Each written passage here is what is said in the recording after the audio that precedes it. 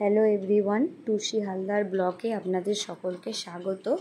আজকে আমি একটি নতুন রেসিপি নিয়ে এসেছি আপনাদের সামনে। তো আমি আজকে বানাতে চলেছি চিংড়ি মাছের ঝাল।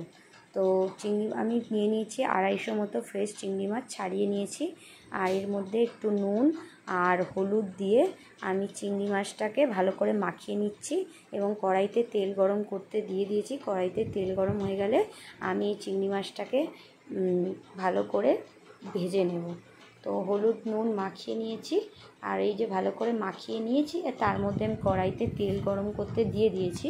তো আমি আবার ভালো করে দেখাচ্ছি, দেখুন আমি এই যে চিংড়ি মাছগুলোকে ভালো করে নেড়ে চেড়ে আমি তুলে নেব। তো চিংড়ি মাছটা তুলে নেওয়া হয়ে গেছে।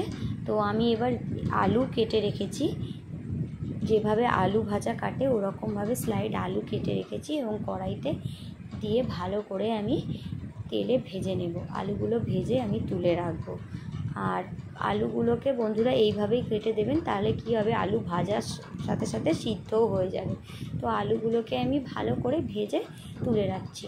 আর মিক্সিতে আমি বেটে নিয়েছি একটা ছোটো সাইজের পেঁয়াজ আর 4 থেকে 5টা কাঁচা লঙ্কা। তো আমি বেটে নিয়েছি ভালো করে।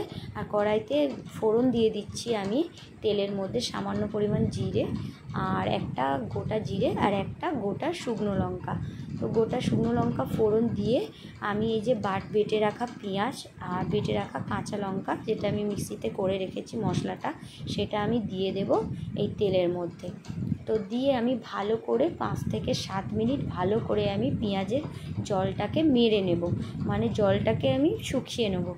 পেঁয়াজের জলটা না শুকালে তার মধ্যে যদি আমি রসুন দিই তাহলে রসুনের কাঁচা গন্ধটা থেকে যাবে।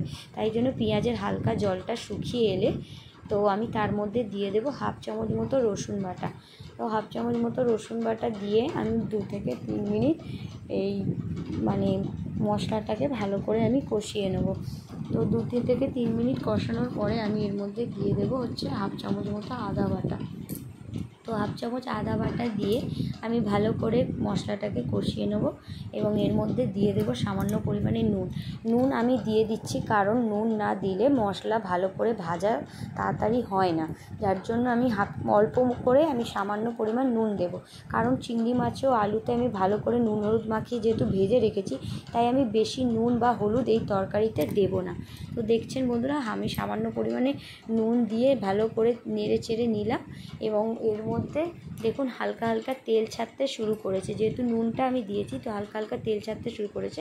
তো আমি সামান্য পরিমাণে হলুদ এর মধ্যে দিয়ে দেবো। আগেই বলেছি যে হলুদ যেহেতু মাছ আর আলুতে আমি দিয়েছিলাম, তো তার জন্য আমি হলুদটা কম দিয়েছি এবং 1 চামচ মতো ঝাল লঙ্কা গুঁড়ো আমি দিয়ে দিয়েছি। ঠিক আছে, তো ঝাল লঙ্কা গুঁড়ো আপনারা চাইলে কম ঝালও দিতে পারেন। আমি একটু বেশি ঝাল বানাবো, যেহেতু আমি চিংড়ি মাছের ঝাল বানাতে চলেছি। তো ভালো করে মশলাটা তেল ছেড়ে দিলে দেখুন ভালো করে তেল ছেড়ে দিয়েছে। তো এর মধ্যে আমি ভেজে রাখা যে আমি আলুটা তুলে রেখেছিলাম, ভেজে রাখা আলু, সেই আলুটা দিয়ে দেবো। আলু যেহেতু ভালো করে সিদ্ধ হয়ে গেছে তাই জন্য আমি এর মধ্যে বেশি জল দেব না, 1/2 গ্লাস মতো আমি এর মধ্যে জল অ্যাড করব। দেখুন বন্ধুরা, জল দিয়ে দিয়েছি এবং জলটা একটু ফুটে এলেই, এই যে টকবক করে ফুটছে, তো তরকারি এই ঝোলটা একটু ফুটে এলে আমি এর মধ্যে চিংড়ি মাছ দিয়ে দিচ্ছি। চিংড়ি মাছ দিয়ে যে কোনো তরকারি রান্না করলে সেটা 15 থেকে 20 মিনিট ফোটানো উচিত, কারণ তাতে চিংড়ি মাছের তরকারির স্বাদ বাড়ে। এই যে আমি ফুটিয়ে নিয়েছি এবং তরকারির রসটা দেখুন শুকিয়ে মতো এসেছে এবং ভালো করে তৈরি হয়ে গেছে মাছের এই ঝালটা। তো বন্ধুরা বলবেন কেমন লাগলো আপনাদের।